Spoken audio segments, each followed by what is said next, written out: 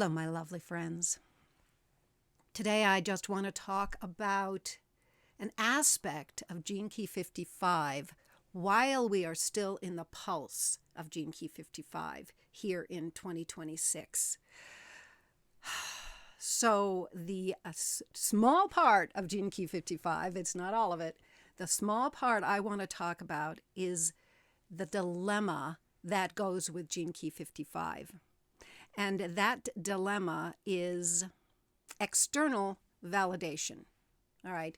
What I wanted to be more specific about is something that I heard from Haley this last weekend. And so I understand external validation, certainly from myself, in the sense of, I was an actress.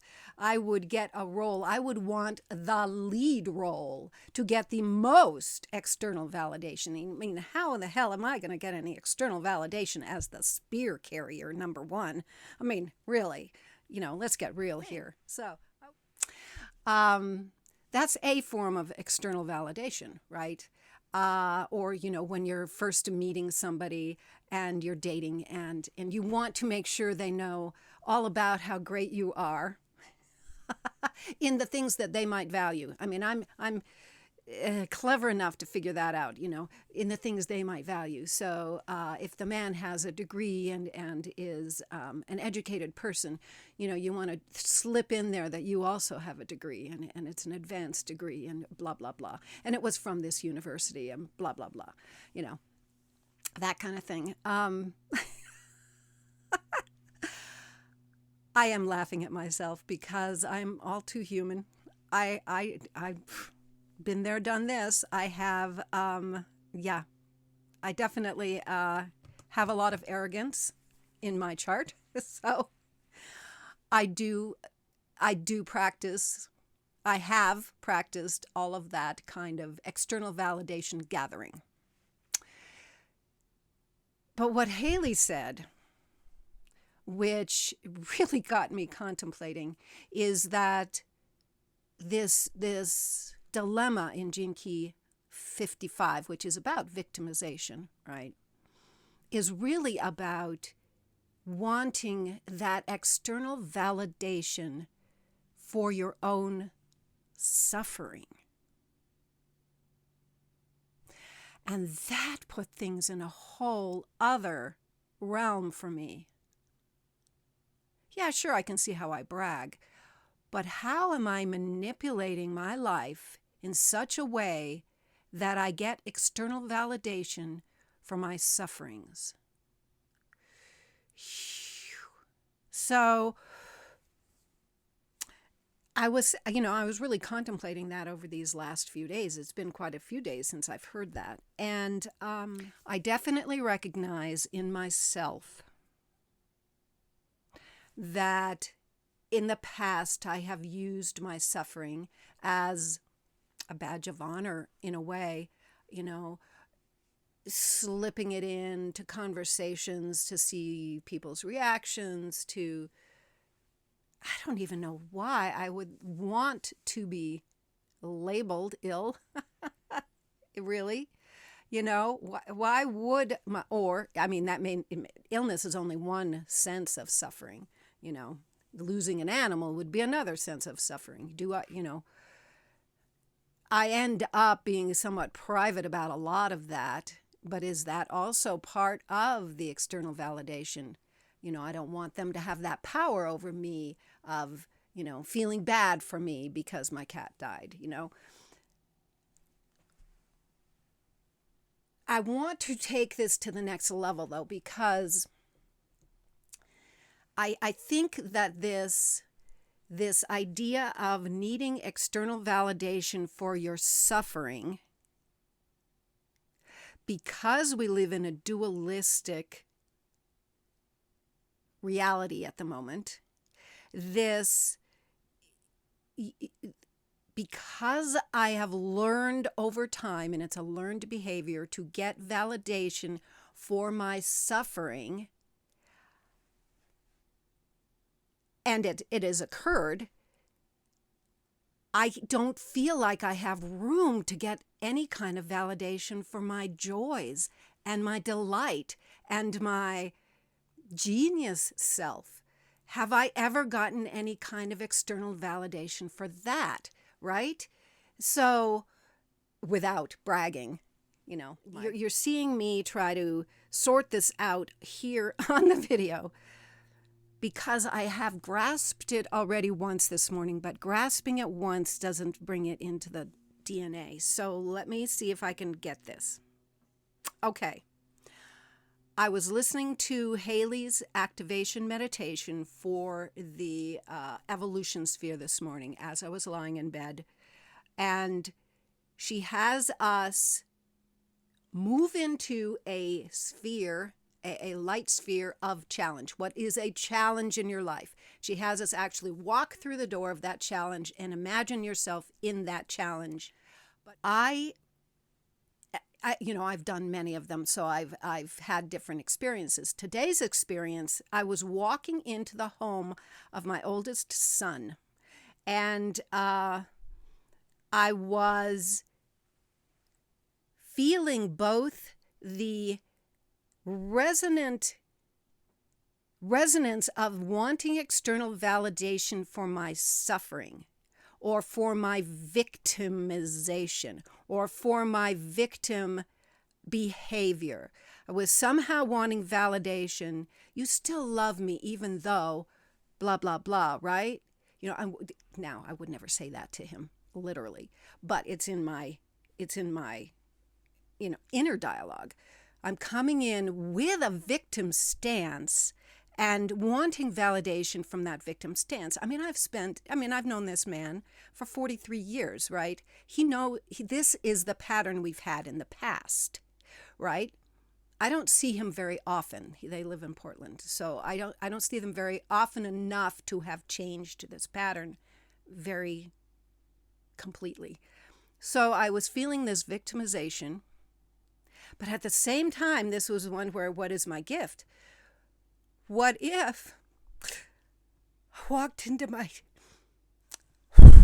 my son's house, fully being the wise woman that you guys see me as, without that victimization, without the suffering, without expecting anything from him, without expecting any kind of validation? What if I did that? Whew. I don't know why that scares the shit out of me, but it does. What if he doesn't love me like that? What if I can only get love from being a victim? What a horrible thing to think. What if I am that wise woman? I can't tell you how much my heart is cracking open at the moment. What if I'm just me with him? What if I'm fully present as me with my son, without the old patterns? Can I shed that? Can I shed that victimization that he's only known me as? Can I shed that cloak of victimization?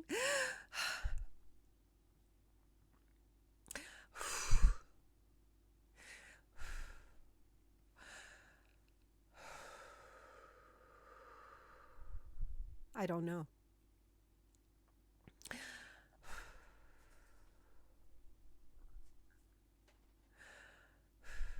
There are other fears along with that. What if he doesn't even notice the difference? Well, then that's his thing, right? That's a him problem, not a me problem. Because my validation has to come from within me, no matter who I'm with.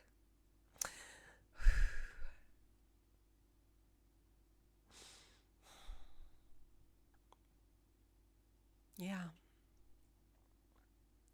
So, wow, it's pretty amazing to do these contemplations on an issue within yourself, a challenge within yourself, because right now I'm in the evolution, in the sage's journey, right? This is an evolution problem. This is an evolution challenge. Can I be present with who I truly am with my son, or am I going to stay on a superficial level and just go with the flow, which might mean dipping into my victimization? And my victimization there is pretending to be someone I'm not really anymore, you know. Pulling in as much as I can of this new person, but what if I was really the fully new, but what if I was truly present? Whew, I don't know. I don't have a trip planned soon, but if I can feel this out in my imagination, in my meditations, if I can start there, maybe the next time I meet my son, it'll be a very different experience, at least for me. I have no control over what he does, you know? Yeah. So, anyway, what I was saying is that combining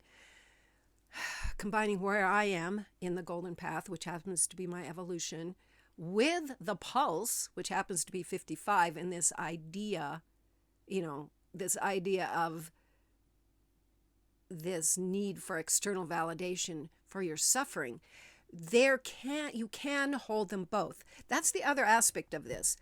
If you always want external validation for your suffering in one form or another, whether you're directly asking for it or if you're just acting a certain way that you're hoping you'll get that back from people, it's really hard also to hold the joy that you might also be feeling. I mean, you could be sick. You could be, look at Haley. She has chronic illness. She is ill many of the days of her life. And look at how incredibly joyous and vital and amazing she is, right? She can hold that paradox.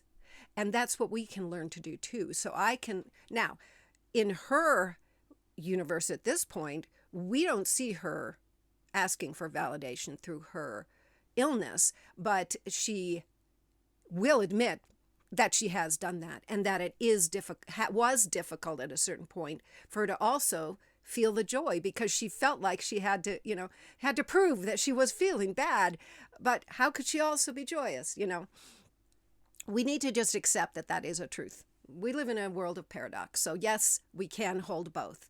What is that like in your life where you feel like crap and you have incredible joy because you just saw this amazing bird outside your window and you haven't seen that bird in ever, right? A pileated woodpecker just came to your feeder and you have never seen one before and you are just struck with wonder and awe at the same time when you are deathly ill with COVID, for instance, right? How do you hold those two things? How do you hold them? Oh, well, now I feel horrible saying the C word. How funny.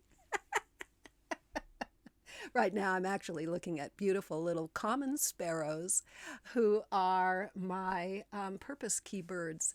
So, yeah, anyway, I think that's enough today. And I want to thank you for witnessing me as I moved through this wondrous gene key of 55 combined with my gene key of 20. Doing this work needs a lot of courage and is so freaking rewarding. There is a treasure. There is a treasure when you just keep doing it. So goodbye, everybody. Thanks.